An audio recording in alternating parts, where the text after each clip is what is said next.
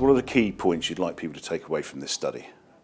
I think one of the key points, the first key point, should be that trustees ought to focus on what they really are doing, what their main question they should be asking themselves is. If they are trying to meet member promises, then they should be focusing on a statistic which gives them information on their ability to do this. They should be building an asset allocation around this statistic and measure success relative to this statistic. So it's really around making sure they understand their objectives and they're using a statistic to give them information on this objective. I think secondly, focusing on the things that they can control. Investment strategy and asset allocation and the asset classes that schemes have available. Those are things that do make a real difference to the chance of meeting member benefits, as we've shown in the paper. And can this all be done within existing scheme infrastructure? Well, the sort of statistic that we're looking at here, the method of calculation is pretty straightforward.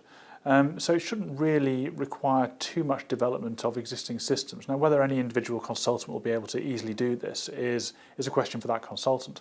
But there's nothing here which should require a major overhaul of existing systems. And what's the next thing that schemes should be looking to do next? I think one really easy next step for most schemes is to find out where they are on the spectrum of negative cash flow. That is to say, what's the current level of benefit payments as a percentage of the scheme's overall asset size.